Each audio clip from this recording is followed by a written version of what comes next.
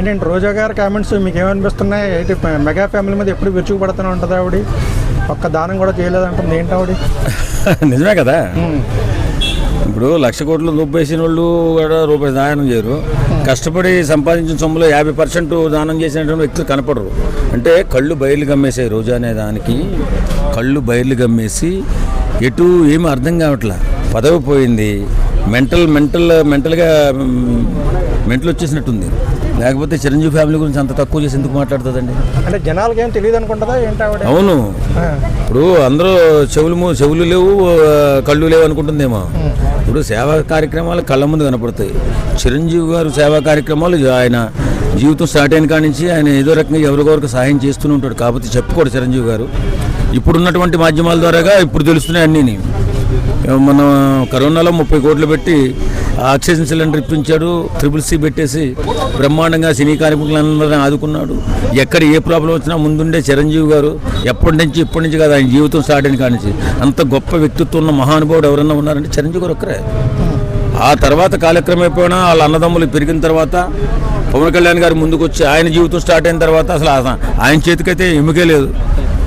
అసలు ఆయన దాన ధర్మాలు అంతా ఇంత కాదు, సంపాదించిన దాంట్లో 50%కి అబోవ్ పేద ప్రజలకే ఖర్చు పెడతాడు ఆయన. పవన్ కళ్యాణ్ గారు మనుషులు దేవుడు అంటారు. అసలు ఎక్కడ కష్టం ఉన్నా ముందొచ్చి వాలిపోయేది పవన్ కళ్యాణ్ గారు. అలాంటి గొప్ప వ్యక్తులు ఉన్నటువంటి ఆ ఫ్యామిలీని ఎప్పుడూ ఉచ్చనీచాలు లేకుండా నికృష్టంగా విమర్శించే వ్యక్తి ఎవరున్నా అంటే రోజు ఒకటే.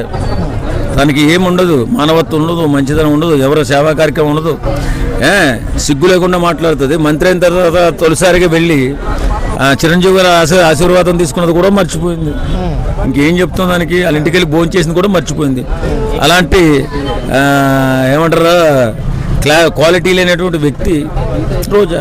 అంటే కూటమి ప్రభుత్వానికి షీల్డ్ లాగా ఉంటారు పవన్ కళ్యాణ్ గారు, కవచం లాగా. అవును, దాన్ని బ్రేక్ చేయడంలో స్ట్రాటజీలో భాగంగానే ఇలాగ మెగా ఫ్యామిలీని టార్గెట్ చేసిందని అనుకో. మెగా ఫ్యామిలీని టార్గెట్ చేస్తుంది, మెగా ఫ్యామిలీని నిందిస్తుంది. అవసరమైతే ఎంత దాకా అయినా సరే ఆమెను దిగజారిపోతుంది. ఒకసారి పవన్ కళ్యాణ్ గారు నేను ఒక చోట నిలబెడతాం, ఎవరికి ఎక్కువ మంది అభిమానులు వస్తారు చూద్దామా అని చెప్పి ఛాలెంజ్ చేసింది. సిగ్గు ఏమైనా ఉందా? బుద్ధి లేని గాడిద ఎవరైనా ఉన్నారంటే రోజానే. ఆ మురుక్కాలువ, నోరే మురుక్కాలువ. ఆ మురుక్కాలువలో మనం పడినామంటే చాలా ఇబ్బందిగా ఉంటుంది. ఎందుకంటే ఎక్కడ ఎలాంటి ఎథిక్స్ లేవు ఆమెకి. ఎథిక్స్ లేకుండా మాట్లాడుతూ ఉంటుంది. ఎంత గొప్ప వ్యక్తినైనా నీచంగా మాట్లాడే సంస్కారం ఇది, కుసంస్కారి. సంస్కారం లేనటువంటి ఆడది ఎవరైనా ఉన్నారంటే రోజా. ఇప్పుడు సోషల్ మీడియా వచ్చింది, అప్పుడు మాట్లాడిన మాటలు ఇప్పుడు మాట్లాడిన వేరే చేసి మరీ చూపుతున్నారు. అయినా సరే దొరికిపోతున్నా సరే అలా ఎందుకు తేడాగా ప్రవర్తిస్తుంది? సిగ్గు లేదు, వాళ్ళ నాయకుడికి సిగ్గు లేదు, వీళ్ళకే సిగ్గు ఉంటుంది. వాళ్ళ నాయకుడికి ఎథిక్స్ లేవు, వీళ్ళకి ఎందుకు ఉంటాయి? అందులోని ఈ రోజా అనే ఆడది కొంచెం మరీ ఎథిక్స్ లేకుండా మాట్లాడుతూ ఉంటుంది ఈ ఆర్టిస్టు. కాబట్టి ఆమె గురించి ఆలోచించాల్సిన అవసరం లేదు.